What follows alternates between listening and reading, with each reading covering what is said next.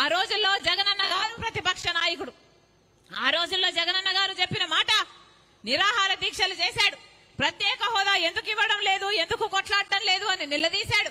ఆ రోజుల్లో జగనన్న గారు చెప్పిన మాట, అందరం మూకుమ్మడిగా రాజీనామాలు చేద్దాం, కేంద్ర ప్రభుత్వం ప్రత్యేక హోదా ఎందుకు ఇవ్వదో చూద్దాము అన్నాడు జగనన్న గారు. మరి జగనన్న గారు ముఖ్యమంత్రి అయినాక ప్రత్యేక హోదా కోసము ఎంతమంది రాజీనామాలు చేశారు?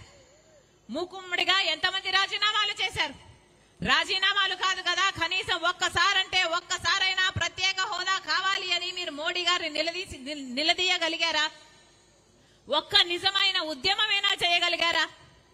మీరా మాట మీద నిలబడేది. రాజశేఖర రెడ్డి గారు మాట తప్పకుండా మడమ తిప్పకుండా పరిపాలన చేశారు. మాట కోసం ప్రాణమైన ఇచ్చేవాడు రాజశేఖర రెడ్డి గారు. మరి ఏమైంది? జగనన్న గారు పూర్తి మద్యపాన నిషేధం అన్నాడు, ఆ మాట నిలబెట్టుకోలేదు. ప్రత్యేక హోదా అన్నాడు, ఆ మాట నిలబెట్టుకోలేదు. మరి ఇదేనా రాజశేఖర రెడ్డి గారి ఆశయాలను నిలబెట్టడం అంటే? ఈరోజు మన రాష్ట్రంలో 8 లక్షల కోట్ల అప్పుల కుప్ప ఉంది. 8 లక్షల కోట్ల అప్పులు చేశాడు జగనన్న గారు. పోనీ ఇంత డబ్బు తెచ్చారే, మన రాష్ట్రంలో దేనికైనా డబ్బుందా? దేనికి డబ్బుంది? బీడీ బిచ్చము కళ్ళు ఉద్దరా అని ఒక సామెత ఉంది, విన్నారా? బీడీ బిచ్చం కళ్ళు ఉద్దర. ఈరోజు 8 లక్షల కోట్ల అప్పు తెచ్చారు కానీ దేనికి డబ్బు లేదు.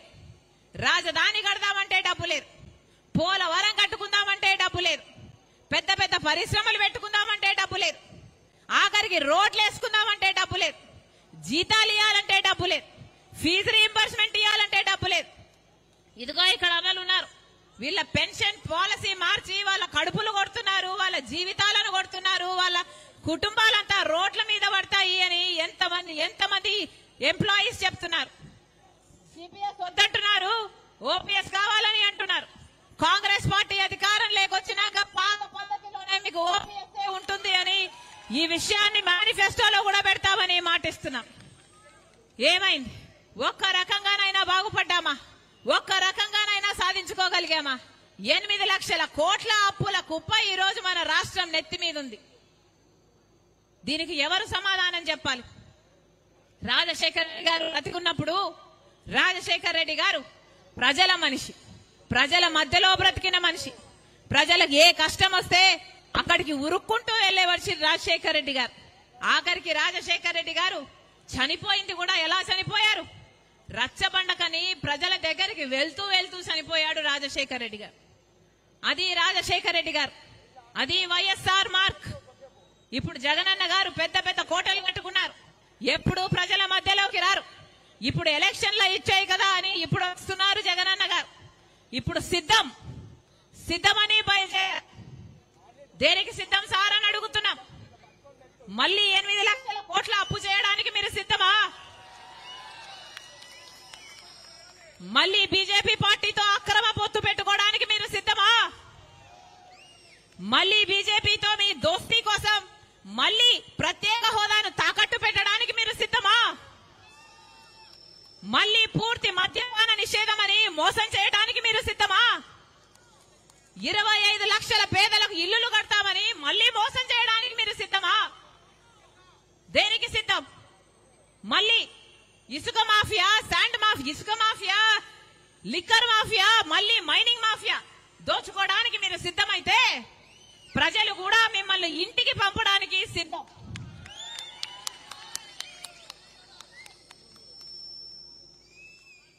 మళ్ళీ చెప్తున్నాం గత 10 సంవత్సరాలుగా బీజేపీ పార్టీ మన రాష్ట్రానికి ఒక్కటంటే ఒక్క వాగ్దానం కూడా నిలబెట్టుకోలేదు.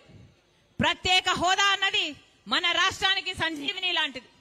10 సంవత్సరాలైంది, కనీసం ఇప్పుడు మాట కూడా మాట్లాడడం లేదు. మొన్నటి వరకు జగనన్న గారు మాకు మెజారిటీ, వాళ్ళకు మెజారిటీ తక్కువ వస్తే మేము డిమాండ్ చేసేవాళ్ళము అన్నారు. ఇప్పుడేమో వాళ్ళకి ఇప్పుడు 350 సీట్లు వస్తాయి, ఇప్పుడు డిమాండ్ చేసే పరిస్థితి కూడా ఉండదు అంటున్నారు. అంటే అలా అసలు ఎలక్షన్లు కాకముందే బీజేపీ గెలిచేసినట్టు, చేతులు ఎత్తేసినట్టు, అసలు ఇంకా ప్రత్యేక హోదా ఎప్పుడూ రానట్టు మాట్లాడుతున్నారంటే ఇక వీళ్ళ నాయకులు, వీళ్ళ తెచ్చేది ప్రత్యేక హోదా?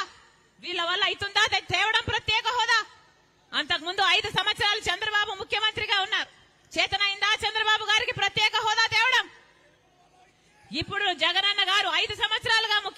ఉన్నారు, ఏం పీక్కున్నారు, ఏం చేశారు, ఏం గాడిదలు కాశారు, ప్రజలకు ఏం సమాధానం చెప్తారు? ప్రజలు నమ్మి కదా మీకు ఓట్లేసింది. 5 సంవత్సరాలు అధికారంలో ఉండి ఒక్కసారైనా ప్రత్యేక హోదా గురించి మాట్లాడారా? మాకు పోలవరం ఎందుకు కట్టడం లేదు అని మాట్లాడారా? మాకు కనీసం రాజధాని లేదే, మా పరువు ఏం గాను అని ఒక్కసారైనా కేంద్రం నిలదీశారా? ఎన్ని వాగ్దానాలు ఉన్నాయి, ఒక్క వాగ్దానాని కోసం పోరాటం చేయలేదు. అందుకే రాజశేఖర రెడ్డి బిడ్డ మళ్ళీ రాజశేఖర రెడ్డి గారు ప్రేమించిన ఆంధ్ర రాష్ట్రంలో అడుగు పెట్టింది. నా గుండెలో నిజాయితీ ఉంది, నా పుట్టింటికి మేలు చెయ్యాలి అన్న తపన నాలో ఉంది. అందుకే ఆంధ్ర రాష్ట్రాలలో అడుగుపెట్టింది రాజశేఖర రెడ్డి బిడ్డ. పోలవరం ప్రాజెక్టు వచ్చేంత వరకు కొట్లాడతాం, స్పెషల్ స్టేటస్ వచ్చేంత వరకు కొట్లాడతాం, రాజధాని సాకారం అయ్యేంత వరకు కొట్లాడతాం, ఆంధ్ర రాష్ట్ర ప్రజలకి హక్కు అయిన ప్రతి వాగ్దానము నిలబెట్టుకునేంత వరకు రాజశేఖర రెడ్డి బిడ్డ ఇక్కడ నుంచి కదిలేది కాదు. మళ్ళీ చెప్తున్నాం ఆంధ్ర రాష్ట్ర ప్రజలకు, మళ్ళీ హెచ్చరిస్తున్నాం ఆంధ్ర రాష్ట్ర ప్రజలను, ఇదే బీజేపీ పార్టీతో ఒక్క వాగ్దానం కూడా మనకు నిలబెట్టుకోకపోయినా, ఒక్క రకంగా మనకు మేలు చేయకపోయినా, ఇటు జగనన్న గారు అటు తెలుగుదేశం చంద్రబాబు గారు ఇద్దరు పొత్తు పార్టీలు అయ్యాయి బీజేపీ పార్టీకి. ఈ 2 పార్టీలు తొత్తు పార్టీలు అయ్యాయి బీజేపీ పార్టీకి. అందుకే చెప్తున్నాం బీజేపీ పార్టీకి వేరే ఓటు అవసరం లేదు. వైసీపీకి వేసిన ప్రతి ఓటు బీజేపీకే పడుతుంది, తెలుగుదేశం పార్టీకి వేసిన ప్రతి ఓటు బీజేపీ ఖాతాలోనే పడుతుంది, జనసేనకు వేసిన ప్రతి ఓటు బీజేపీ ఖాతాలోనే పడుతుంది. వీళ్ళందరూ ఒకటే, మన కంటికి కనిపించవు కానీ వీళ్ళందరూ అక్రమ పొత్తులు పెట్టుకున్న వాళ్ళే. మళ్ళీ బీజేపీ పార్టీ అధికారం లేకొస్తే మళ్ళీ మనకు ప్రత్యేక హోదా గురించి మాట్లాడరు, మళ్ళీ పోలవరం గురించి మాట్లాడరు, మళ్ళీ మన రాజధాని గురించి మాట్లాడరు, మన హక్కుల గురించి ఎవరూ మాట్లాడరు. అందుకే చెప్తున్నాం ఇటు జగన్ రెడ్డి గెలిచినా అటు చంద్రబాబు గెలిచినా ఎవరు గెలిచినా మన రాష్ట్రానికి ప్రత్యేక హోదా వీళ్ళు తేనియరు. బీజేపీ అంటే మన రాష్ట్రంలో బీజేపీ అంటే మరి ఎక్కడో లేదు, మరి ఎవరో కాదు. బీజేపీ అంటే బాబు, జగన్, పవన్. బి అంటే బాబు, జే అంటే జగన్, పి అంటే పవన్. దేశం మొత్తంలో బీజేపీ అంటే వేరే అర్థం ఉంది కానీ మన రాష్ట్రంలో మాత్రం బి అంటే బాబు, జే అంటే జగన్, పి అంటే పవన్. ఇదే బీజేపీ. లేకపోతే ఒక్క సీట్ అన్నా గెలిచిందా బీజేపీ పార్టీ? ఒక్క ఎమ్మెల్యే ఉన్నాడా బీజేపీ పార్టీకి ఆంధ్ర రాష్ట్రంలో? ఒక్క ఎంపీ అయినా ఉన్నాడా ఆంధ్ర రాష్ట్రంలో బీజేపీకి?